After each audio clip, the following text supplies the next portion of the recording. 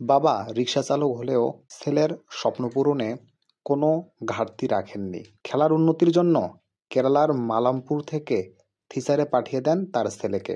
College ক্রিকেটে medium pacer হিসেবে শুরু করলেও পরবর্তীতে স্পিন বোলিংটাকেই বেছে নেয় সে।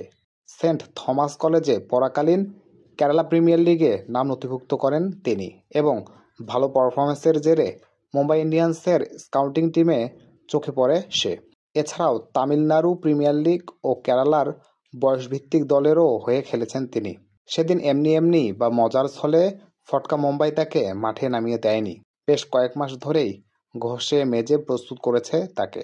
টিওয়াই পাতিল টুর্নামেন্টে রিলায়েন্স টিমের হয়ে খেলার পাশাপাশি কিছুদিন আগে এসএ টি-20তে দ্য মুম্বাই ক্যাপটাউন দলের নেট বোলার হিসেবে তাকে নিয়ে যাওয়া হয় এবং তাকে প্রস্তুত করা হয় এবং নেটে সে পায় রশিদ খানের মতো বিশ্বমানের বোলারদের। অথচ রোহিত শর্মার ইম্প্যাক্ট বদলি হিসেবে নামা 24 বছর বয়সী পুথুর এর আগে শীর্ষ পর্যায়ে কোনো ম্যাচই খেলেননি। আর আইপিএল দিয়েই শীর্ষ পর্যায়ে অভিষেকের ম্যাচটি তিনি স্মরণীয় করে তুলেছেন 32 রানে 3 উইকেট নিয়ে।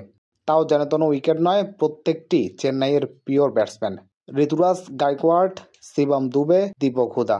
এত বড় মঞ্চে অভিষেক ম্যাচ খেলতে নেমে স্নায়ুচাপে ভেঙে পড়েছেন এমন ভুরি ভুরি উদাহরণ আছে। কিন্তু পুথুর সে রাতে যে সাহস দেখিয়েছেন সেটার তারিফ করতেই হয়।